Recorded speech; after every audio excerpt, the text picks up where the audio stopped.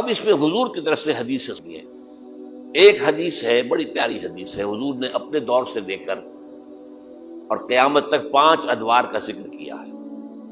یہ حدیث جو ہے حضرت نعمان بن بشیر سے ہے رضی اللہ تعالی عنہ، اور مسند احمد بن حنبل میں ہے رحمت اللہ علیہ۔ حضرت نعمان بن بشیر فرماتے حضور نے ارشاد فرمایا تکون النبوۃ فیکم ما شاء اللہ ان تکون، لوگوں دیکھو نبوت تمہارے مابین رہے گی جب تک اللہ چاہے گا کہ رہے۔ ثم یرفع اللہ اذا شاء یرفعها، پھر جب اللہ چاہے گا اسے اٹھا لے گا۔ کیا مطلب؟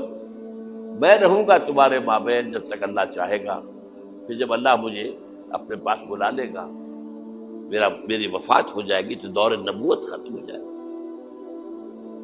ثم تکون خلافۃ علی منہاج النبوہ، پھر ایک دور ہوگا خلافت، لیکن نبوت کے نقش قدم پر، بالکل نقش قدم پر، ڈٹو، کاربن کاپی، کوئی فرق نہیں ہوگا، بال برابر بھی۔ اس کو ہم کہتے ہیں خلافت راشدہ۔ حدیث میں ہے خلافت علی منہاج النبوہ، فتکون ما شاء اللہ ان تکون، وہ بھی رہے گا جب تک اللہ چاہے گا۔ ثم یرفع اللہ اذا شاء یرفع، جب اللہ چاہے گا اسے بھی اٹھا لے گا۔ پھر تیسرا دور آئے گا، ثم یکون ملکا عاضا، پھر ایک کاٹ کھانے والی ملوکیت کا دور آئے گا، بادشاہت، ملوکیت کاٹ کھانے والی، ظالم۔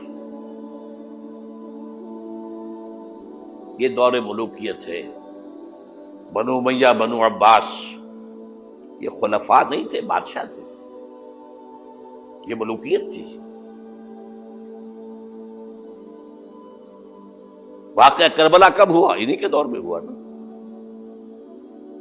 واقعہ ہررا کب ہوا؟ انہی کے دور میں ہوا۔ 3 دن تک مدینے کو مباح کر دیا گیا فوجیوں پر، لوٹو جس کو چاہو، ریپ کرو جسے چاہو، مدینہ۔ یہ ہماری تاریخ کے واقعات ہیں۔ پھر سینکڑوں تابعین کو شہید کیا حجاج بن یوسف نے۔ یہ ہماری تاریخ ہے کہ نہیں؟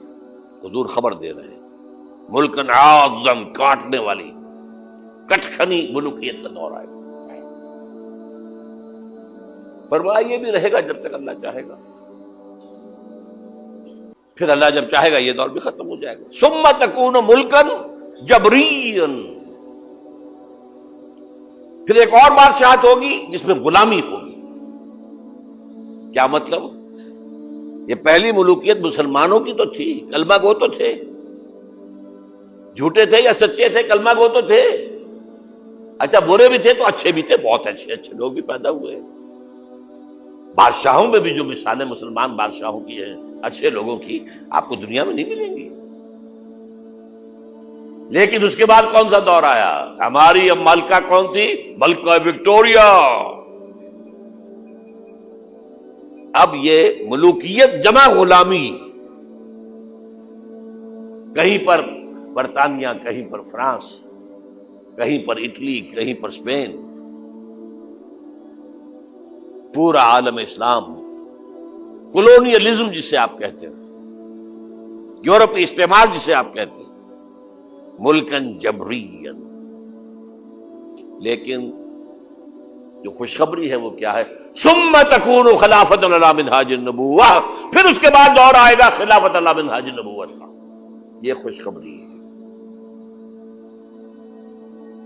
آج تاریخ کا قافلہ کہاں کھڑا ہے نوٹ کر لیجئے۔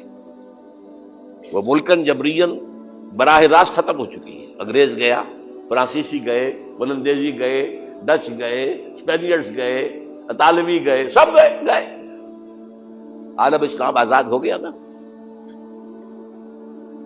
لیکن بائی پراکسی انہی کی حکومت جاری ہے ابھی، انہی کے ذہنی غلام،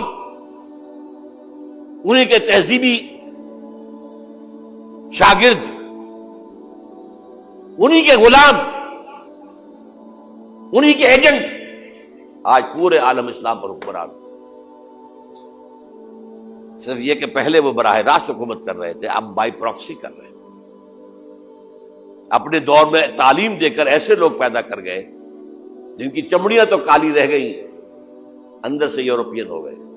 اور بیکاروں نے یہی کہا تھا، ہم جو نظام تعلیم یہاں بنا رہے ہیں اس کے نتیجے میں ہندوستان کے لوگوں کی چمڑی کی رنگت تو نہیں بدلے گی، لیکن اندر سے وہ بالکل بدل جائے۔ انہی کے غلام ہیں، انہی کی تہذیب، انہی کی عریانی، انہی کی بے حیائی، انہی کی بے شرمی۔ یہ دور انٹرم پیریڈ ہے، چوتھا دور ختم ہوا ہے، پانچواں آیا نہیں ہے، لیکن پانچواں زیادہ دور نہیں ہے، یہ دور آئے گا۔ پہلی بات تو یہ کہ آئے گا، اس میں نے قرآن سے بھی ثابت کر دیا، حدیث سے بھی ثابت کر دیا۔ اس میں جو شک کرے میرے نزدیک اس کے ایمان میں شک ہے۔ اچھا، اب جب آئے گا تو کس شان سے آئے گا؟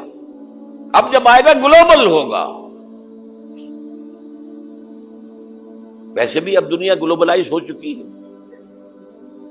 آج تو آپ کہتے ہیں دنیا کیا ہے؟ It's a global village. اب جو نظام بھی آؤگا گلوبل ہوگا۔ اب اس میں دو حدیثیں آپ سن لیجئے۔ اب جب خلافت اللہ منہاج النبوت آئے گی تو وہ کسی ایک علاقے کے اندر محدود نہیں ہوگی۔ حضرت ثوبان رضی اللہ تعالیٰ عنہ حضور کے ایک غلام تھے جنہیں آپ نے آزاد کر دیا تھا، انہیں عربی میں کہتے ہیں مولا، ان ثوبان مولا رسول اللہ صلی اللہ علیہ وسلم، ان ثوبان مولا رسول اللہ صلی اللہ علیہ وسلم۔ قال، حضور نے فرمایا صلی اللہ علیہ وسلم، قال النبی صلی اللہ علیہ وسلم، ان اللہ زوالی الارض، اللہ نے میرے لیے ساری زمین کو لپیٹ دیا، فرأیت مشارقہا و مغاربہا، میں نے سارے مشرق دیکھ لیے، سارے مغرب دیکھ لیے۔ اب اس کو نہ سوچیے کیسے دیکھ لیے ہوں گے، زمین تو گول ہے، لپٹی کیسے ہوگی؟ یہ معاملہ اللہ کا، اس کے رسول کے معاملے میں۔ اللہ اپنے رسولوں کو جو مشاہدات کراتا ہے وہ ہماری سمجھ سے بالاتر کر، ہمیں شب معراج کی سمجھ کیسے آئے گی؟ بہرحال حضور فرماتے ہیں ان اللہ زوالی الارض، زمین لپیٹ لی، فرأیت مشارقہا و مغاربہا، میں نے سارے مشرق دیکھ لیے، سارے مغرب دیکھ لیے۔ وَإِنَّ أُمَّتِي سَيَبْلُغُ مُلْكُهَا مَا سُوِئَ لِي مِنْهَا، سنو میری امت کی حکومت ان تمام علاقوں پر قائم ہوگی جو مجھے زمین کو لپیٹ کر دکھا دیے گئے۔ کوئی شک ہے؟ اگر شک ہو تو اپنے ایمان کی خیر بنائیے۔ یہ روایت صحیح مسلم کی ہے، صحیحین کی روایت جو ہے وہ تو سب سے ٹاپ۔ دوسری حدیث مقداد ابن الاسود رضی اللہ تعالیٰ عنہ، وہ فرماتے ہیں حضور نے فرمایا لا يبقى على ظهر الارض بيت وبر ولا بدر الا ادخله الله كلمة الاسلام، اس زمین پر نہ کوئی گھر بچے گا اینٹ گارے کا بنا ہوا، نہ کوئی خیمہ ہوگا جو بالوں کے کمبلوں سے بنا ہوا ہو، مگر یہ کہ اس میں اللہ کلمہ اسلام کو داخل کر کے رہے گا۔ بعز عزیز او ذل ذلیل، یا تو کسی باعزت کے اعزاز کے ساتھ وہ ایمان خود قبول کرے گا، اسلام اس کے اندر داخل ہوگا، اس کا بھی اعزاز ہوگا۔ وَلِلَّهِ الْعِزَّةُ وَلِرَسُولِهِ وَلِلْمُؤْمِنِينَ وَلَكِنَّ الْمُنَافِقِينَ لَا يَعْلَمُونَ، اور جو نہیں اسلام قبول کرے گا اسے نیچے ہو کر رہنا پڑے گا۔ یؤتُوا الْجِزْیَۃَ عَن یَدٍ وَهُمْ صَاغِرُونَ، انہیں اسلام کی سپریمیسی قبول کرنی پڑے گی۔ کوئی گھر نہیں بچے گا جس میں کہ اللہ کا کلمہ داخل نہ ہوگا۔ حضرت مقداد کہتے ہیں پھر میں نے اپنے دل میں کہا وَيَكُونُ الدِّينُ كُلُّهُ لِلَّهِ، یہ جو سورہ انفال میں الفاظ آئے ہیں دین کل کا کل اللہ کے لیے ہو جائے تب تو یہ ہو جائے گا۔ اس خوشخبری کو سامنے رکھیے۔ حضور کا مقصد بعثت غلبہ دین، بھیجا گیا پوری نوع انسانی کے لیے۔ تکمیل اس وقت ہوگی جب پورے عالم انسانیت پر دین کا غلبہ ہو جائے، جیسے 1400 برس قبل عرب میں ہو گیا تھا، اور یہ ہو کر رہے گا۔ اس کی خبر 5 ادوار کے اعتبار سے حضور نے دے دی، اس کے گلوبل ہونے کی، حضور نے 2 حدیثیں میں نے آپ کے سامنے رکھ دی ہمیشہ کی وقت فرصت ہے کہاں، کام ابھی باقی ہے، اور کیا ہو سکتا ہے کہ دنیا ختم ہو جائے اور حضور کی بعثت کا مقصد مکمل نہ ہو؟ ناممکن۔